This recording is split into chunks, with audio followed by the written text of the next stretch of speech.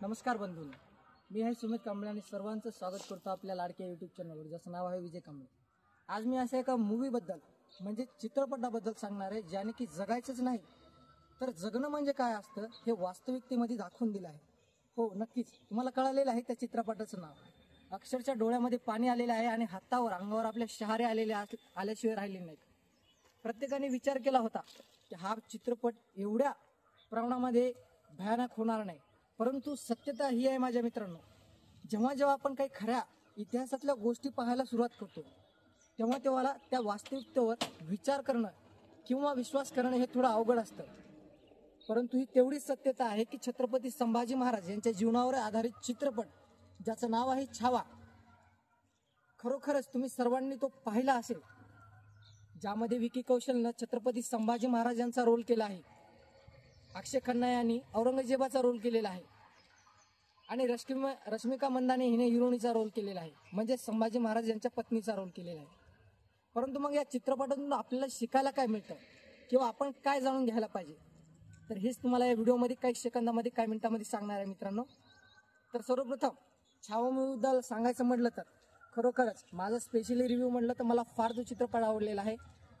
होईल तेवढ्या सत्य घटनाच आणण्याचा प्रयत्न केलेला आहे आणि सर्व काही इतिहास असल्यामुळे आपण त्यामध्ये कुठलाही बदल किंवा छेडछाड करू शकत नाही, ही तेवढी सत्यता आहे. मग छत्रपती संभाजी महाराज यांच्या जीवनावरील जो आधारित चित्रपट आहे छावा, त्यामध्ये दाखवण्याचा काय प्रयत्न केलेला आहे.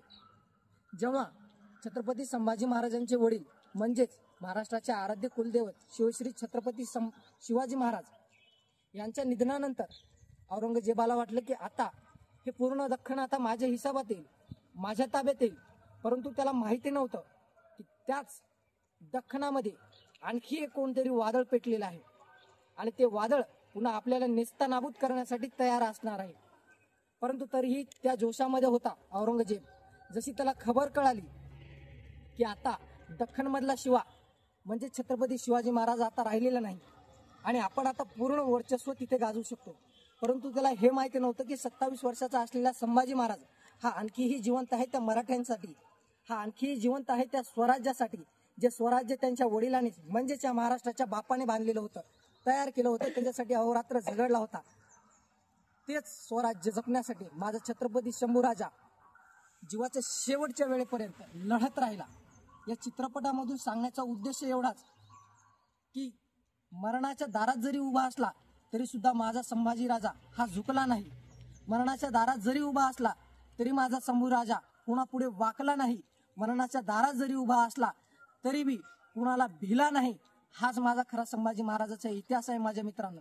आणि प्रत्येकी गावोगावामध्ये हाच इतिहास दाखवण्यात येत आहे आणि हीच सत्यता आहे की आज आपल्या मुलांना या गोष्टीची जाणीव असायला पाहिजे की आपला स्वाभिमान, आपला अभिमान हा किती मूल्याचा, किती महागाचा आहे.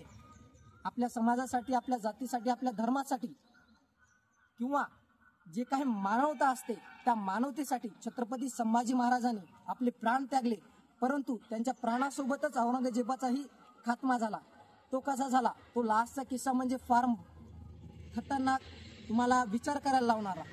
शेवटच्या क्षणामध्ये जेव्हा छत्रपती संभाजी महाराजांची जीभ काढल्या जाते, हालाल करून त्यांचे नख काढल्या जातात, त्यांचे एक एक केस डोक्यावरचे उपटून काढले जातात, पायाची नखे काढले जातात, हाताची बोटे कापल्या जातात, परंतु तरीही छत्रपती संभाजी महाराज भिले नाही. त्यांच्या डोळ्यामध्ये तरीही तेच तेज होतं. जेव्हा त्यांचे डोळे फोडले गेले तरी त्यांच्या चेहऱ्यावर तेच तेज होतं. ते कधीच भिले नाही मृत्यूला आणि ते सामोरे गेले. हेच आपल्याला शिकायचं आहे आजच्या जीवनामधून की मृत्यू जरी आपल्या समोर असला तरी सुद्धा आपल्याला झुकायचं नाही, कारण आपण चुकत नाही. आणि तसंच आज आपण वागायला हवं. माझे जे काही माझ्या हिंदू समाजातील, माझ्या महाराष्ट्रातील, माझ्या भारतातील जे काही माझे छत्रपती शिवाजी महाराजांना मानणारे आहेत त्यांना हे कळायला हवं की आज आपण कोण्या दिशेला जात आहोत आणि जे आपण जिथे जिथे आपण नाव घेत आहोत खरंच तिथे आपण अपमान तर करत नाहीत याची आपण काळजी घ्यायला हवी. तर मित्रांनो, या छोट्याशा व्हिडिओमधून माझ्या मनातून तर छावा मूवी एकदम सुपरहिट, खूप सुंदर आणि अप्रतिम असा झालेला आहे. तुम्हाला कसा वाटला नक्कीच या व्हिडिओच्या खाली तुमची प्रत्येक कमेंट टाका. खरोखरच मनापासून पुन्हा एकदा तुमचं धन्यवाद. भेटूयात अशाच एका नवीन व्हिडिओसोबत, चांगल्या माहितीसोबत. सर्वांना नमस्कार, धन्यवाद.